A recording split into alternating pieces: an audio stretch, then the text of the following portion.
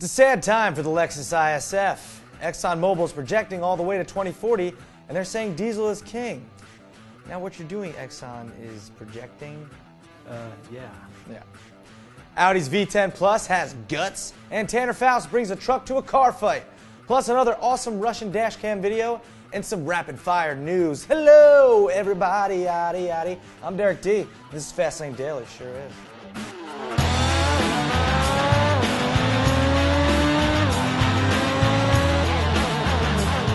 In 2008, Lexus made things a little more interesting and more exciting because they introduced a BMW M3 and Mercedes C63 AMG rival that came in the form of the IS-F sedan. Yeah, it didn't quite take the performance title from the competition, but it sure as hell looked awesome and was copping a style all its own. Although for you fans of the car, we have some bad news. The model will be dropped from the brand lineup for undisclosed reasons. Does that mean that I'm going to have two Christmases? No, that would be a divorce. Oh. It's dead. I'm sorry, Max. That said, we think the relatively low sales volume is to blame. Lexus owners just want to ride comfortably, not quickly, I suppose. Well, that and mostly old people buy them. Anyway, so if you want the F before it's gone, get it before the end of this year. Let's have a moment of silence for the Lexus IS-F.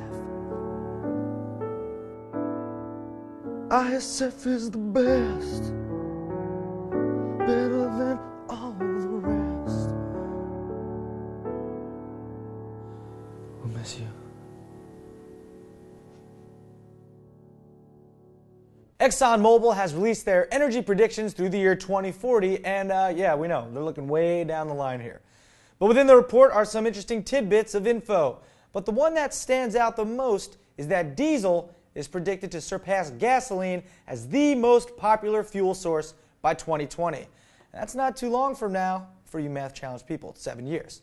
Some other compelling predictions are for the EV market, where they are saying by 2040, 40% of global vehicles will be full hybrids, while EVs and plug-in hybrids will constitute 5% of the market. Those figures aren't that surprising, but what is surprising is that Exxon predicts EVs and hybrids won't become more affordable and popular till around 2025.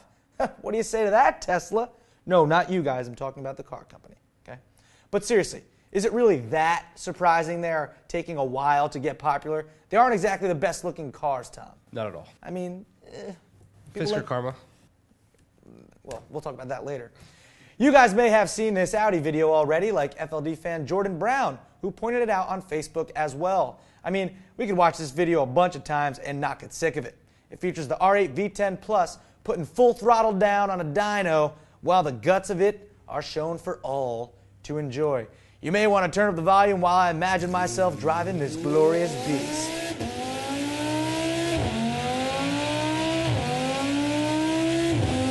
That might have been terrible, but I think I got all the shifts because I couldn't hear it. But anyway, that V10 whale is something special.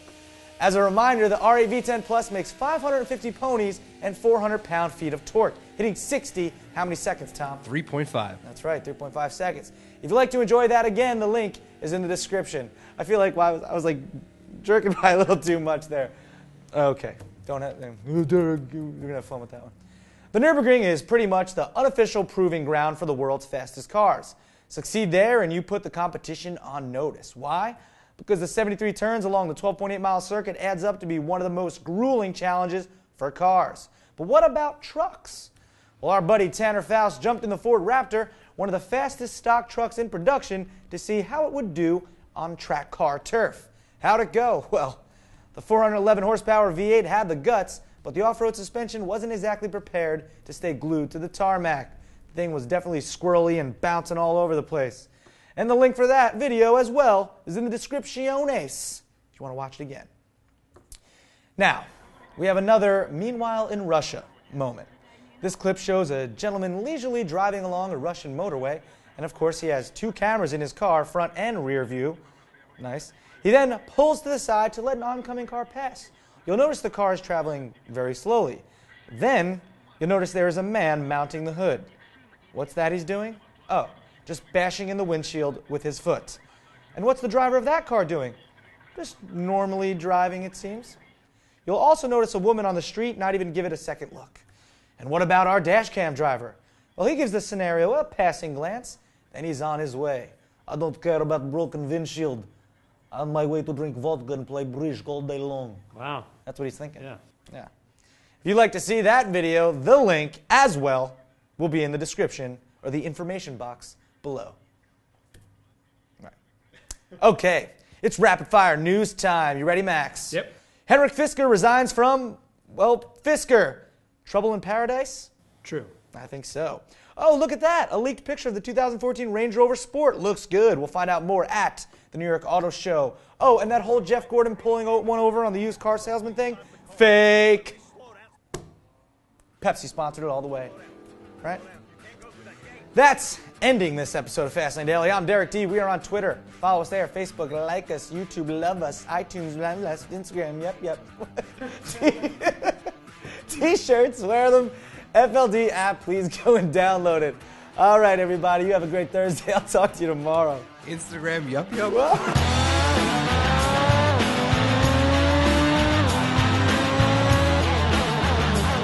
It's the Fastlane Daily team.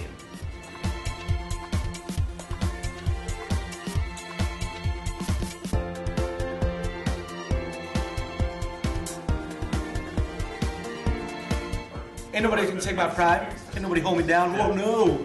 Gotta keep on moving. And they are saying diesel is king. That's its way. Good job, Max.